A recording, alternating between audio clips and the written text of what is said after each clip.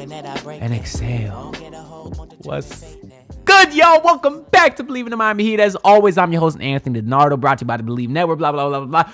We Eastern Conference Finals champs, but hey, job's not done. I know. I'll try to tone it down because the job's not finished, blah, blah, blah. Also, partly because I did all my celebrating yesterday, and today was a great day. Listen to Peppers like 47 times. Listen to Can You Feel the Heat Down in Your Soul? Listen to that song like 37 times. The Oh We Winning song. Dun-dun-dun-dun-dun-dun. Can't get that out of my head. Not complaining. Today has been a great day because last night, the Miami Heat advanced to the NBA Finals. I am recording this on Tuesday. It'll be up Wednesday, which is the game before the Finals takes off. So I'm excited. Did my celebrating. Now it's time to get 4 more and become NBA champions. Now, I actually did a really, really awesome interview with Darnell Smith, who's another host on the Believe Network. Believe kind of set that up and put us together. So we talked about everything Eastern Conference Finals, all the predictions NBA Finals. So I'm gonna end the video with that long interview. We talked for about 40 minutes. It's great stuff. So definitely check it out because Darnell was awesome. He knows ball. So fair warning. Y'all can listen. He's not one of those dumb Boston Celtics 3% no chance talking heads. I don't even know what I'm saying at the moment. Great interview. It was awesome. We're gonna get right into that after I tell you my experience watching that Game 6 because as Barry Jackson put it best, the guy who obviously has been around a lot longer than me, he said that was the third most gut-wrenching loss in South Florida sports history, of course, behind the Dolphins' loss to the San Francisco 49ers back before I was born, and the Miami Hurricanes lost to Ohio State in which they got robbed by Terry Porter, who flew the flag lay. I know all about that because my dad has mentioned it 100 times, 100,000 times probably. Shout out to him.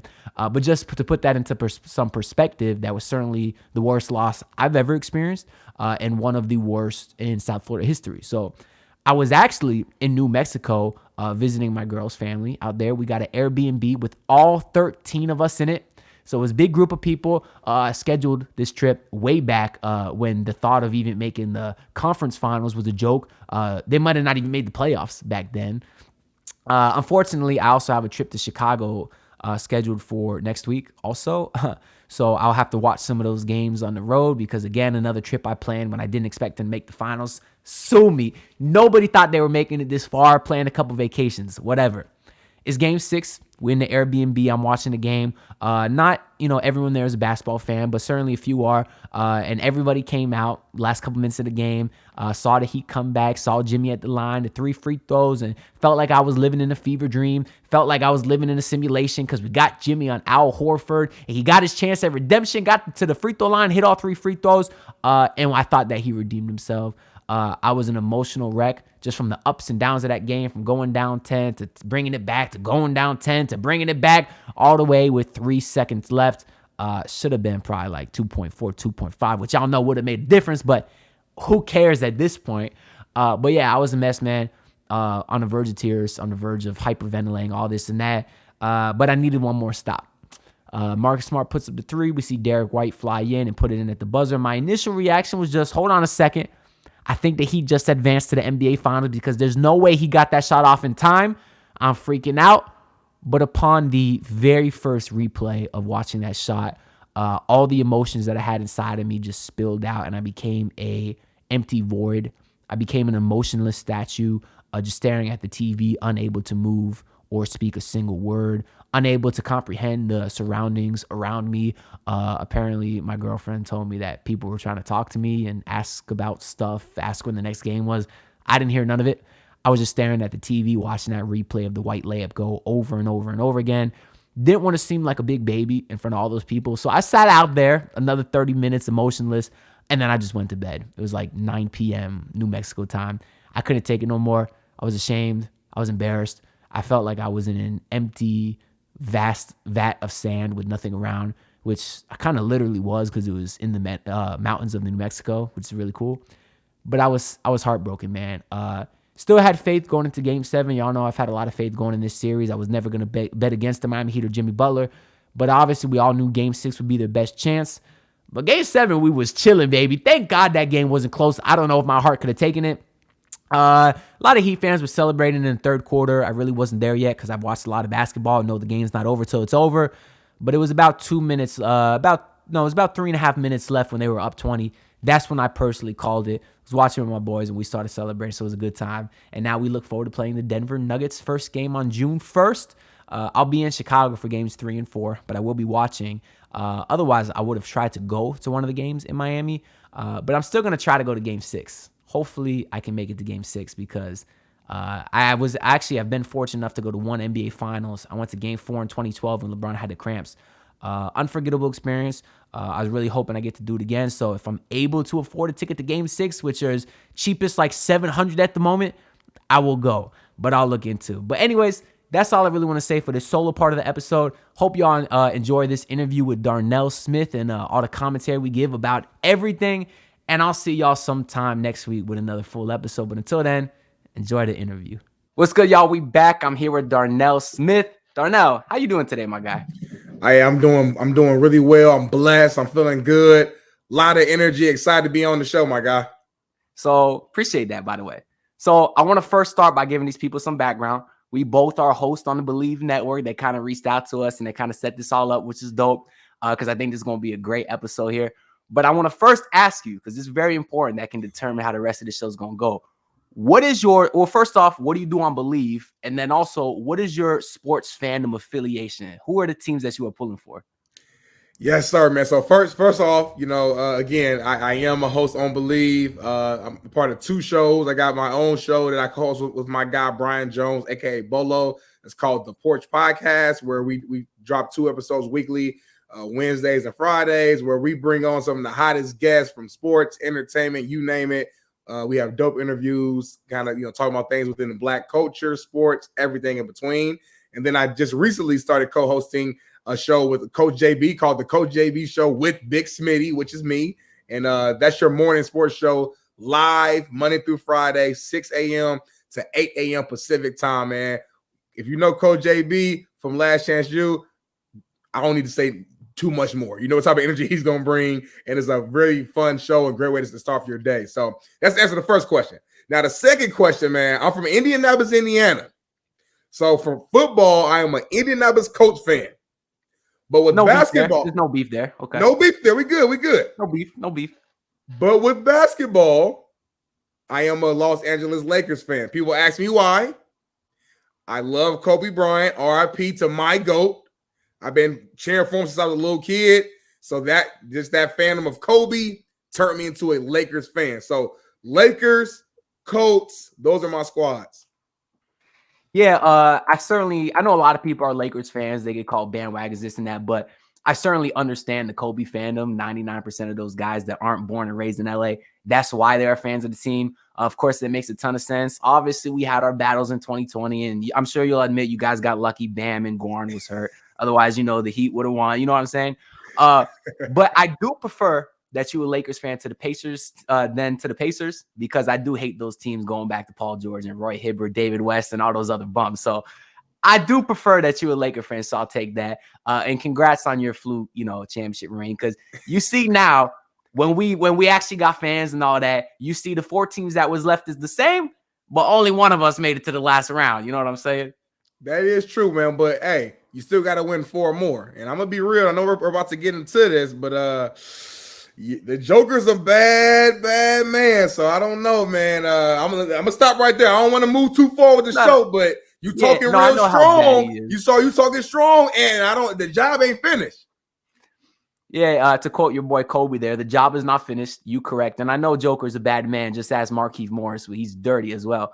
But all right, let's get right into this then. So I will say, obviously, as far as the Lakers, they had a rough start to the year, and they 1,000% won the trade deadline. And I want to start off there because I was super jealous of that team, because my team, the Miami Heat, who after making no moves in the offseason, they were 1 shot away from the conference finals and said, hey, we close. So let's go ahead and follow that up by doing nothing. But then I said, okay, we still got the trade deadline in which, once again, Pat Riley did nothing. And I'm looking at the Lakers. They went and got D'Angelo Russell, Jared Vanderbilt, a guy that I absolutely love because he could play the 4, something we needed. Same with Roy Hachimura, and you guys got both of them. So, of course, the Lakers got those guys, started going on a run, and then they went into the playoffs with a lot of momentum. So that being said, what was your picks going into the playoffs of who you thought would make the finals? Because a lot of people were picking the Lakers. I'm gonna be real. Like again, I am a Lakers fan, diehard Lakers fan, but I also like to be honest. I didn't think the Lakers was gonna make it that far. I didn't think they were gonna make it all the way to the Western Conference Finals. I mean, you got to think off the rip, we had to play the Memphis Grizzlies, which I mean, during the regular season, I know they had their ups and downs from off the court issues, but on the court, those young guys are a lot to work with. So I was even skeptical that we're gonna even get past the first round. So once that happened, I'm like, okay, this Lakers team is better than what I thought, than what I seen, even late in the season after we made all of those trades. So I feel like when the playoffs first started, I was like, man, I can never count out the Warriors. I'm gonna be real. I thought the Warriors would probably be there, in the West Conference Finals, and then I was thinking that maybe it would be the Warriors and Phoenix. I wanted to see that KD, Steph Curry, kind of face off. There's a lot of talk about who needed who. KD's 2 rings, are watered down because he went on the 3-9 team. So I would have loved to see that matchup. And those were my initial thoughts going into the playoffs. But obviously, man, like I feel like this year in general across the NBA was a very strange season where a lot of the really good teams on paper had weird seasons where the Warriors was a 6 seed. The Lakers was a play-in team with the 7 seed. Out east, obviously, the Heat was an 8 seed. And it's like, man, this is weird. These are teams that we know deep down. These are really solid teams that were top seeds a year prior, but now they're bottom of the seeding. And it was kind of weird to just rank and decide which team will be where. Yeah, that's obviously a great point. This has definitely been one of the weirder seasons I've experienced in my lifetime for a multiple of obvious reasons there. Going into the playoffs, though, the Lakers, I'm not going to say they necessarily surprised me because after watching what LeBron did here for 4 years, I made a personal rule to never bet against the man. And he obviously had a phenomenal playoff run. He wasn't necessarily carrying every game because you got a lot of star performances from AD every other night, but Austin Reeves and a lot of other guys. So I never bet against LeBron. I was rooting for y'all because I wanted that rematch in the finals because we see how Jimmy is doing on this revenge tour with the Boston Celtics and the Milwaukee Bucks. We see what he's doing. So I wanted to crack at you guys, or at least for you to extend the series by a game. We over here fighting tooth and nail in game 7. Y'all could have won. But it's all good, man. Listen, I do like LeBron. I got a lot of respect for him. And because of that, I respected the Lakers team. Obviously, they got to the conference finals there. But going into the playoffs, or not, certainly not the playoffs, going into the season, I remember Believe asked me and a few other NBA hosts for our finals predictions. And believe it or not, I said Miami Heat and the Denver Nuggets. So I nailed that 100% correct. I'm going ahead. Yeah, I'm on Twitter. I'm doing my gloating and stuff because no one could have called it. But that being said, after all this gloating I'm doing now, if someone wants to go on Twitter and find a bunch of receipts of mine from the regular season, they are plenty.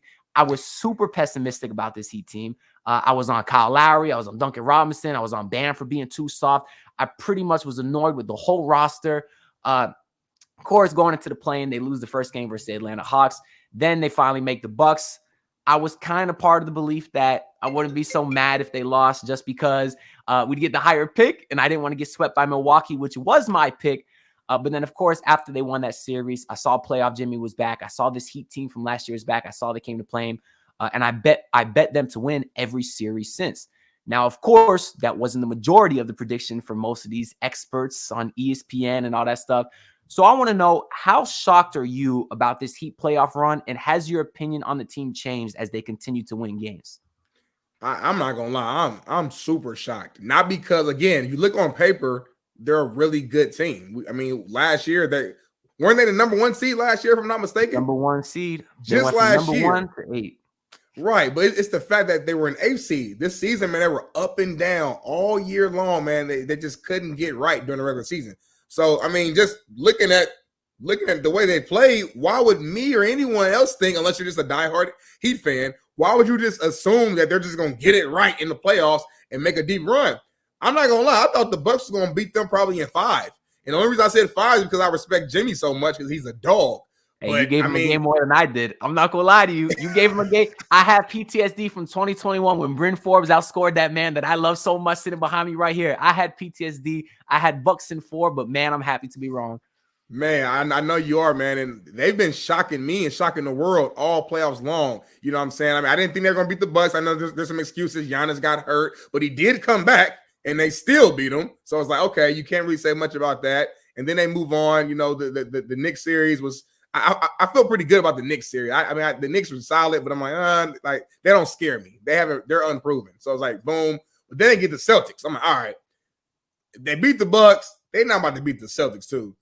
And then what do you know? They're up 3-0. I'm thinking they're about to go ahead and just sweep them.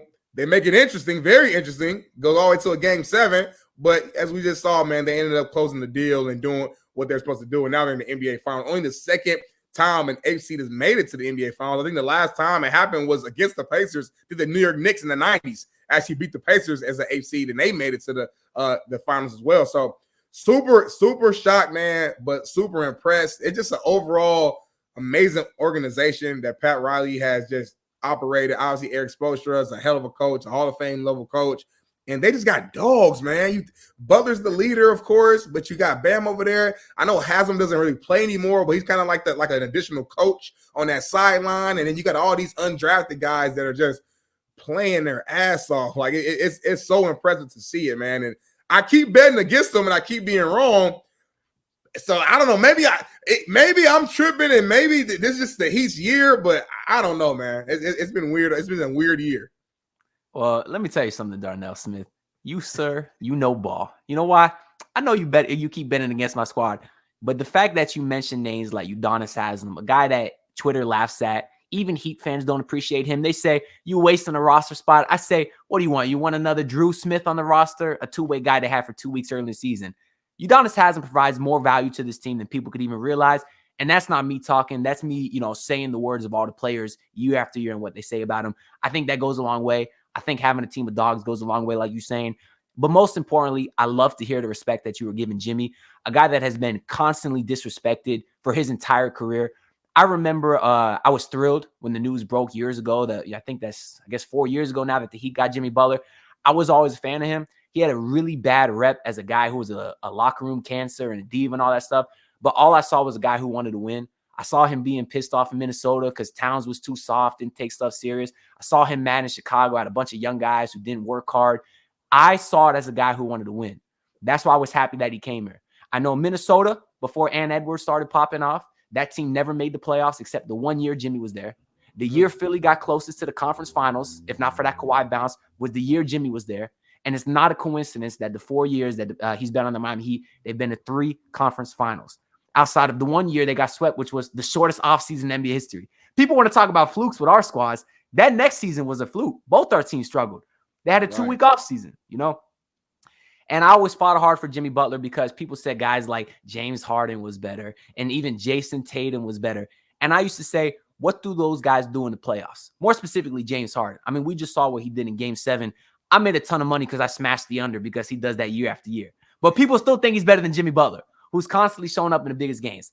I even said going into this series against the Celtics that Jimmy Butler was the best player. People called me crazy, and Jayson Tatum scored as many field goals in the fourth quarter through 3 games as me and you did.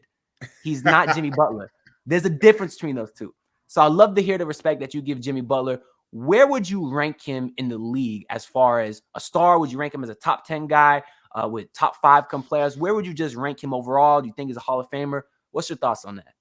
Man, he's so tough to rank because I feel like Jimmy has good regular season. I think he made the second team All NBA this year. So not the All-Star team though. Right, not the All-Star team though, but he did make the second team All NBA team, which is hard to do. So he had a good regular season, but in the playoffs, he's like great. So it's kind of hard to always judge him because there's so many regular season games, and during the regular season, it's hard for me to put him even in the top 10 of the best players in the league. Maybe even top 12. I have to really think through the players, but there's a lot of players in the regular season who performs better than him. But in the playoffs, he's top 3, top 5. So he's one of those interesting players where it's he knows how to turn the switch on and off. You know what I'm saying? Where he knows how to kind of play good enough in a season to keep the Heat, in the playoffs and a solid seed. But then once he gets to the playoffs, he becomes Jimmy Jordan, I don't know. He becomes clutch and he's making all these big plays. So, when I think about some of the top players in the league right now, this is not even in order, just off the top of the head of guys who I think are still better than him. The Joker for sure. I think Joel Embiid is still better than him. I think a healthy Kevin Durant is better than him. I know you say he's better than Tatum. I still think Tatum is more skilled than Jimmy Butler. I'm sorry to say that. The difference is Jimmy has a better mindset. Jimmy's a dog. Jayson Tatum, I think he's a little too nice. Like he's too calm. He's not aggressive enough. His favorite player was Kobe, but he ain't got the mama mentality. If he gets that mama mentality, it's over for the league because he has all the skill set in the world. So, but I still got to give it to Tatum as a slightly better player than Jimmy Butler. I think Luka is better. But now, once you get to this point, it's like, okay, there's some arguments where like maybe Jimmy's next, but I feel like it's a big group of guys that they're kind of all in a similar category. You know what I'm saying? Steph is better. Dame's still better. You know, so I don't know. I would say Jimmy's probably like probably top 10 to 15 player in the league off the top of the head. But you know, again, in the playoffs, I think he becomes like a top 3 player in the league because I don't know what happens, but he just turns to a different animal. You didn't mention James Harden, so your answer is satisfactory for me because I've gotten in many arguments over the years, people betting on their life that James Harden is better. I don't get it. Outside of real quick, let me ask you: you saying James Harden now today? Or are we talking about Houston Rockets James Harden? That's a different conversation. Oh, the same James Harden who was on the team that missed like 27 threes in the biggest game of his career. The same James Harden that was getting blocked by Manu Ginobili. Yeah, the same. We talking about the same Harden. Oh no, man! That MVP. You talking about MVP James Harden?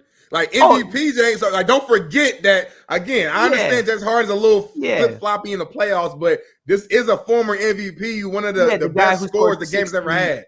Yeah, 60 in the regular season. Whoop-de-doo. How far did he get in the playoffs? Come on.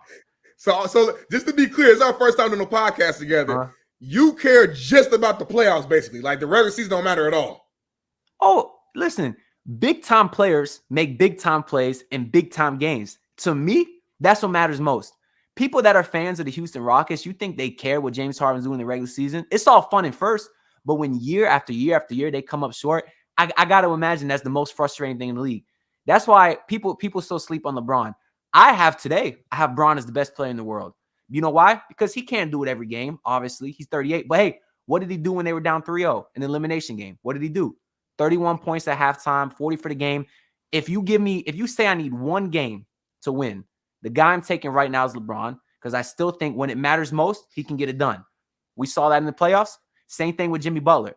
That's how I'm ranking my guys. If I need one game to win, who do I want? That's how I like to rank my guys. So just to be crystal clear, you're saying today, hold on, let me check my date.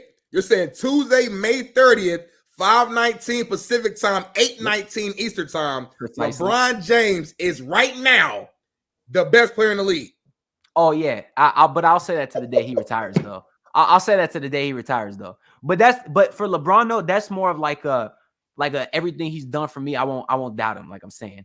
But as far as James Harden, yeah, I think Jimmy Butler's always been a better player than him. Always. I don't have respect for him. I mean, I'll give you everyone else, Luka, Curry, those guys show up when it matters. But, you know, I'm not sitting here saying Jimmy's number one. I'll take KD. Obviously, I think he's been a bit hobbled, but we saw what he did against the Bucks 2 years ago with his toe on the line. Those are big-time players. Those are guys that I trust to hit the shot. Right. Nah, I feel you, man. Like I said, I love Jimmy. Like right now, like since Kobe retired, and I know it's been a while, I have not had a favorite player in the NBA. I've been searching, I've been recruiting, I've been looking for a guy who I can claim as like my favorite player. And I will say that Jimmy is in the conversation because I just love his mindset. He doesn't care who he's going against. He's going to attack you. He's not scared of you.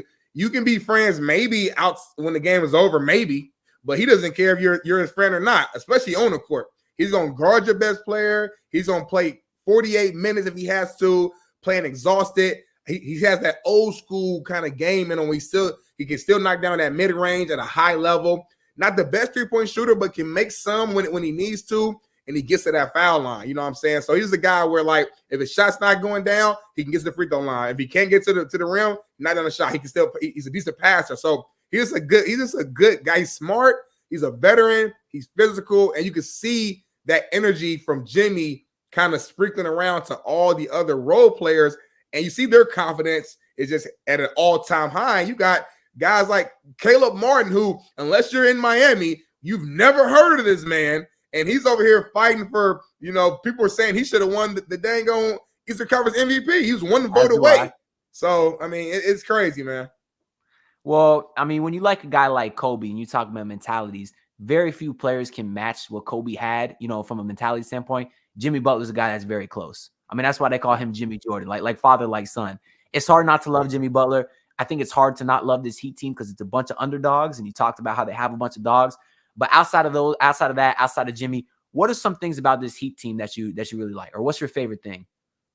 Yeah, I think it's the whole underdog mentality. I mean, I could kind of compare it to myself being a former athlete, playing football at Ball State, which is a MAC school, it's a smaller school. A lot of people, even though it's Division I, people look at the MAC and just kind of look at them as like your little brother, and you don't have the full respect. So it's like I was a guy who, out of high school, had a really good high school career, but I was undersized. So I had one full ride scholarship offer. So like my whole life is kind of the underdog story. So I have a natural soft spot for other underdog stories because I can relate. And I just feel like, again, you got all these undrafted guys. You got Jimmy, who's people still don't really consider him like a superstar. You know what I'm saying? They call him a star, but they don't put him in the same category as like a Kevin Durant or LeBron or Steph, etc. So it's like these guys that like who people don't fully believe in them, and they're like, okay, you don't believe in us, we'll show you. And that to me is just that mentality, that mindset. That's the biggest thing that I truly enjoy, just from a neutral fan standpoint. And that's the reason why, again, my team is out. So I'm kind of just rooting for different players, different teams.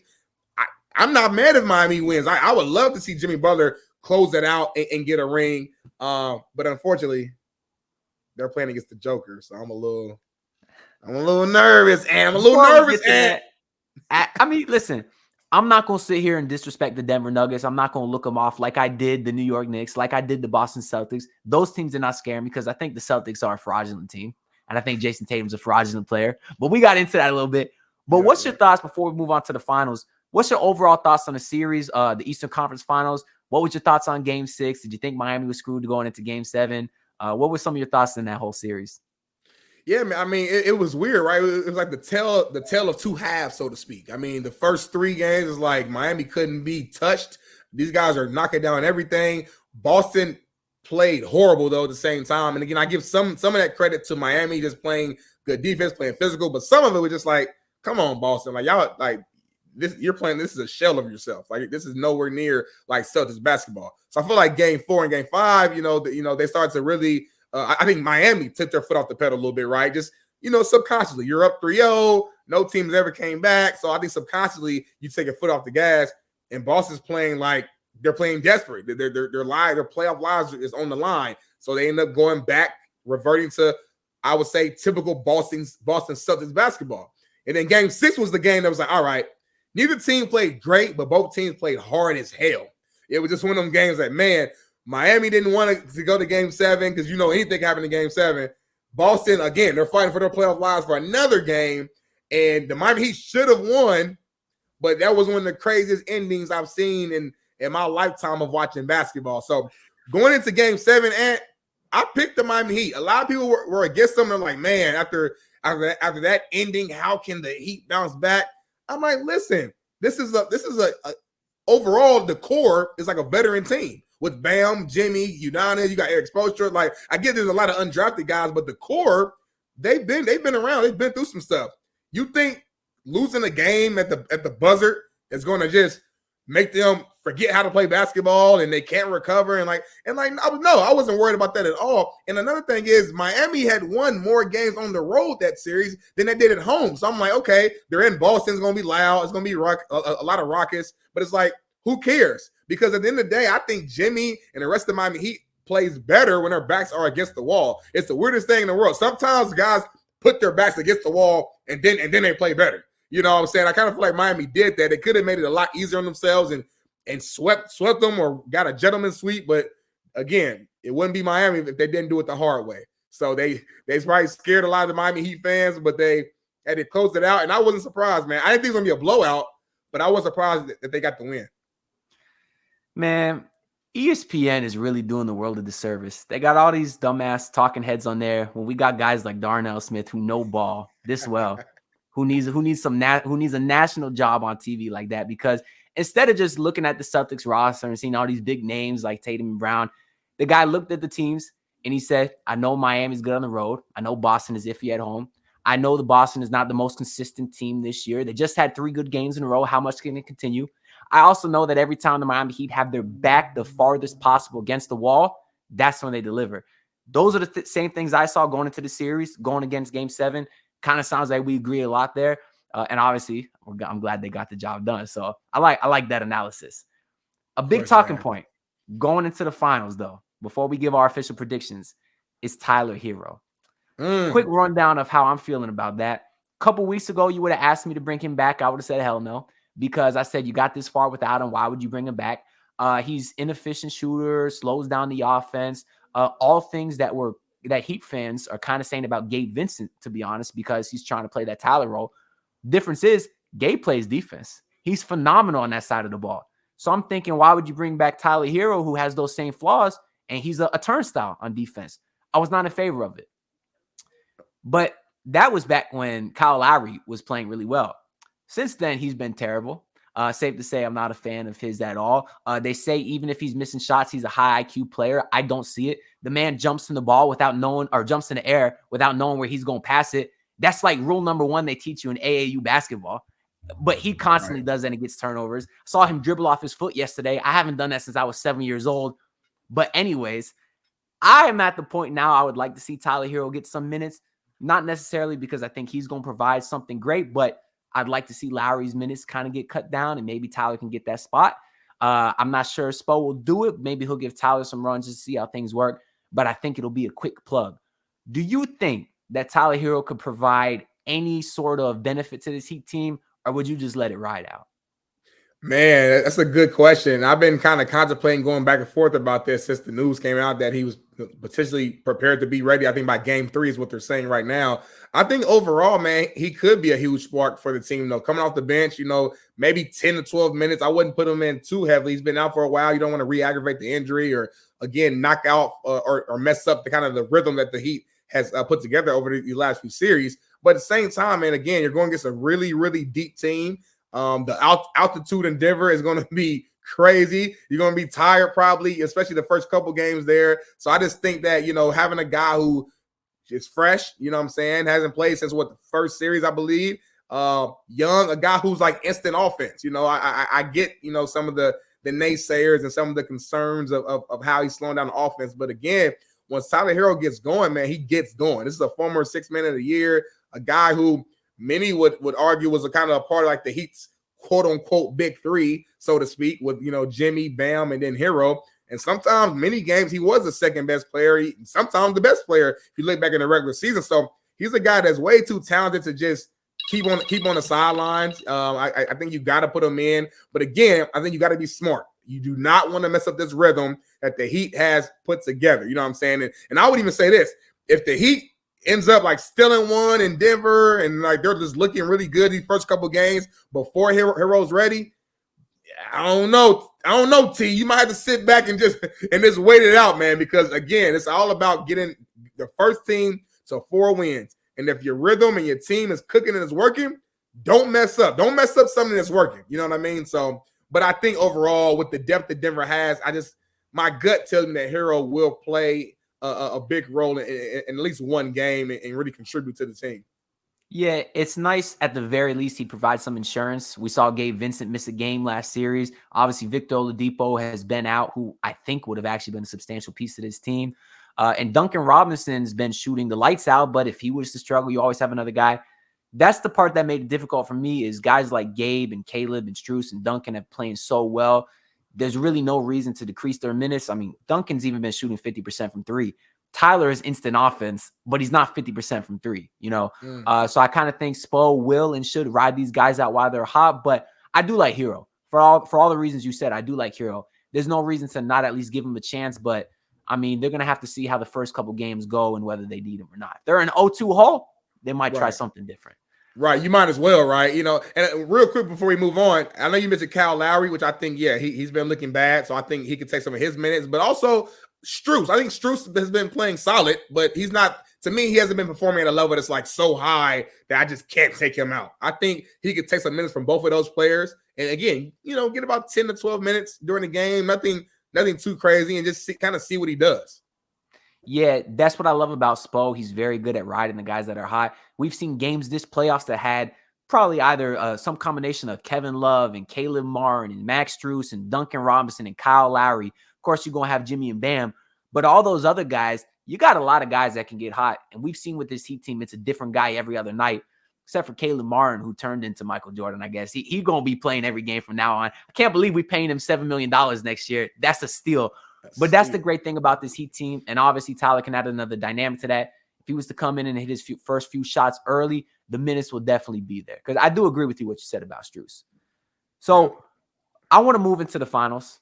I want to get an official prediction from you. And I'm assuming you're going to pick Denver just because I know you a low-key hater still, even though you keep saying this team keep proving you wrong. And you do know ball a little bit, I must admit. But either way, I won't assume. But I want you to give your prediction and then maybe some keys on each side that could kind of help the team either way. Okay, man. So I'm going to make my prediction first. And this is not an easy one. I've thought this through. I like some players on both teams. So I didn't want to really make this choice. But I got to do what I got to do. We're hosts. We're sports analysts. It's what we got to do. So I'm going with the Denver Nuggets in 6. I just think overall the depth that they have will be too much. I think the home court advantage will be a huge advantage for Denver because they're actually pretty good at home, really good at home. They have, to me, the guy who should have won a 3rd MVP in Nikola Jokic. The guy is incredible, like literally incredible. Like I think too many times the media, we don't give them enough love because they're not the biggest market, being in Denver.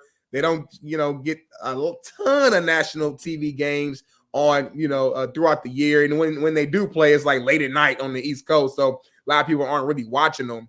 I think we just see the Joker stat line and like, okay, another good game, but we don't actually watch them play. So these playoffs, man, the pandemic is pretty much over. We're not in the bubble, so it's different, right? Everyone's watching him on the big stage, and he's performing at such an incredible high level. And I just don't think that he have anybody that can cover him. I know Bam is athletic. I think he can give Joker a few problems out on the perimeter.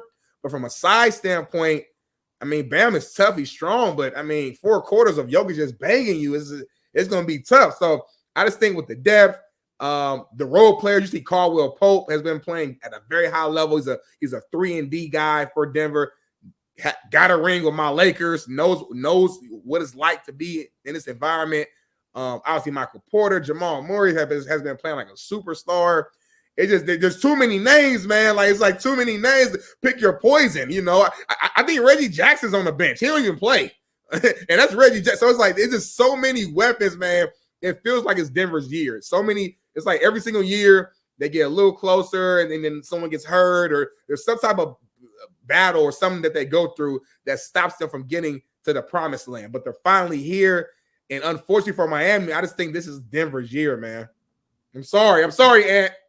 Nah, you don't got to apologize for that because this is the first time I've been nervous. Like I was saying before, I give the Denver Nuggets a lot of respect. I mean, and not even just because of the roster they currently have.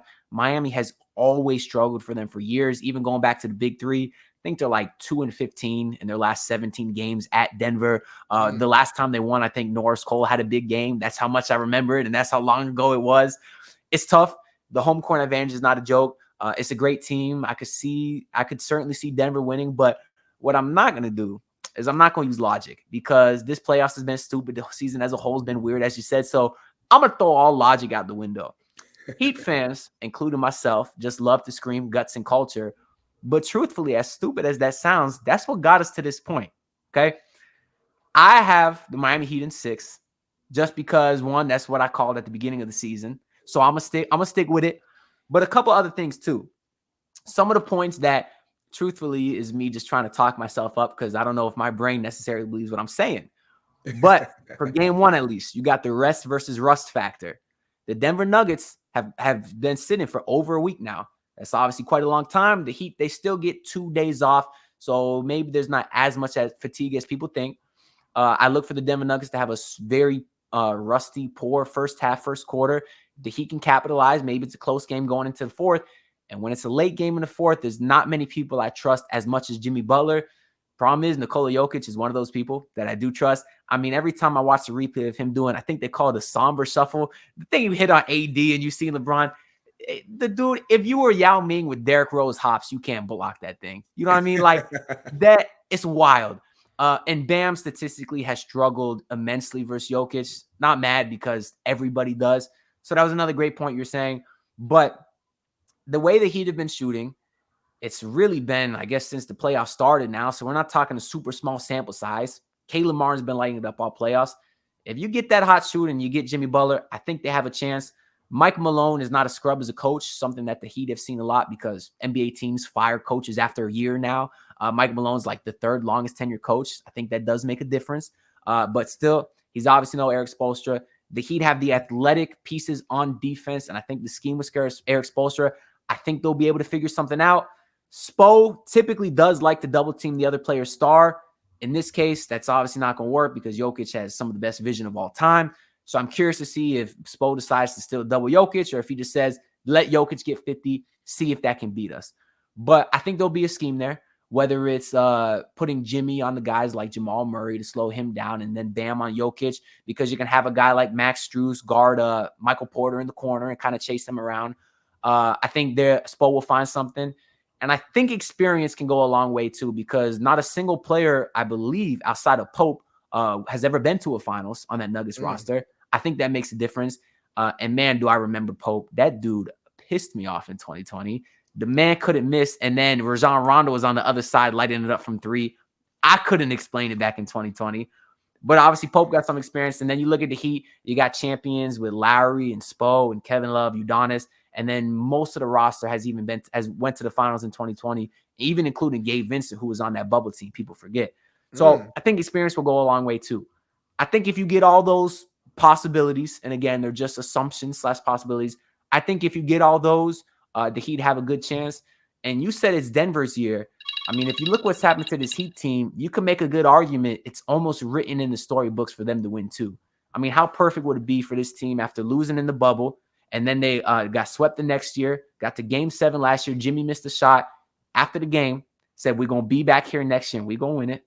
And first of all, who does that, by the way? Who says something like that and then goes out there the next year and does it? Like, that's crazy stuff. Like, nobody does that. And Jimmy said multiple times this year that this is the year they win a ring. So I just think it would almost be too perfect not to happen.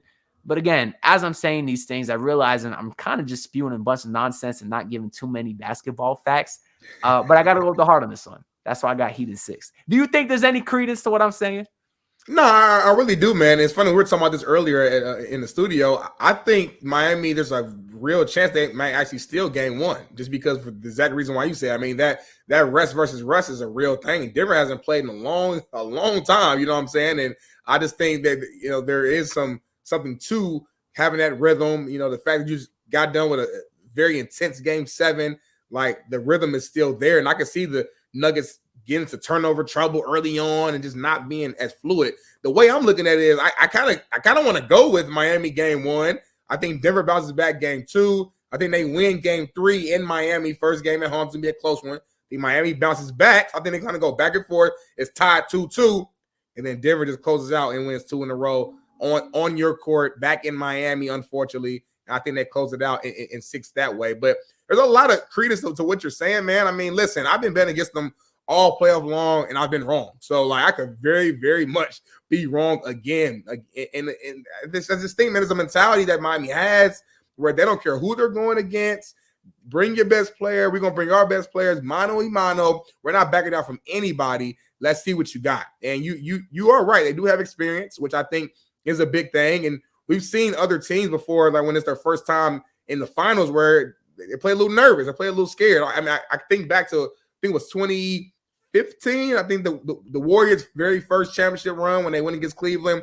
And they ended up winning that year. But if you remember looking back, they did not look like the same Warriors that they did that whole entire season. Steph was struggling. Everybody was saying Dellavedova was locking him up. And, LeBron was going crazy. The only reason the Cavs really lost that series, for being honest, is because Kyrie ended up getting hurt after game 1 and Kevin Love was hurt. If we're being real, the Cavs don't lose that series against that Warriors team. So my point of bringing that up is, again, you are right. There's not a lot of guys on the Nuggets who have made it to the finals. So I can see them coming in rusty just from sitting out so long, but also just having so many nerves and just from being in their first finals, not as just players in Denver Nuggets history. That's a lot of pressure on a franchise and a huge weight on your back. So we'll see, man. I think y'all do got a chance.